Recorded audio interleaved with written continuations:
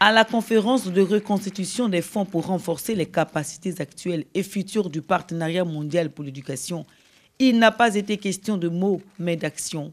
1150 milliards de francs CFA mobilisés en 2 jours de lobbying auprès des pays partenaires de l'éducation pour financer l'école sur la période 2018-2020.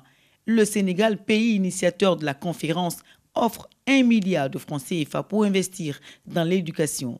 Financer l'éducation, c'est semer dans chaque enfant les germes de la dignité humaine.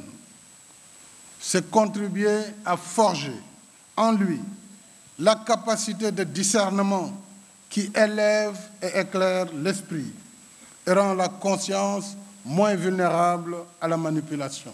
La France s'est aussi engagée à donner 200 millions d'euros, soit plus de 131 milliards de francs CFA. Toutes les sociétés aujourd'hui développées sont tiraillées par les peurs de grands changements technologiques, des transformations, celles qui viennent avec le numérique, l'environnement, les peurs aussi liées au grand bousculement du monde. Sans éducation, quelle est la réponse?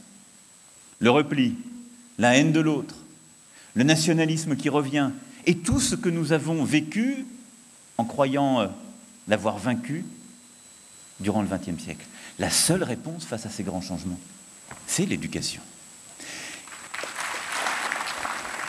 Et donc pour aujourd'hui comme pour demain, l'éducation, c'est la condition de la sécurité, de la stabilité, du développement durable, du progrès dans nos sociétés. C'est la possibilité offerte à chacune et chacun de choisir sa vie. Ouvrir une école, c'est fermer une prison. Le président français cite Victor Hugo pour développer sa politique sur l'éducation. Mais il faut allier efficacité et simplicité pour offrir une école de qualité à la France. S'ajoutent d'autres donateurs, le Canada, l'Espagne, l'Irlande, les Pays-Bas, l'Argentine, la Grande-Bretagne, pour sauver l'avenir des 260 millions d'enfants qui n'ont pas la chance d'aller à l'école.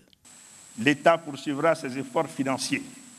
Sur la période 2018-2020, les ressources budgétaires allouées au secteur éducatif s'élèveront à 3 805 milliards de francs CFA, soit 7,2 milliards de dollars US.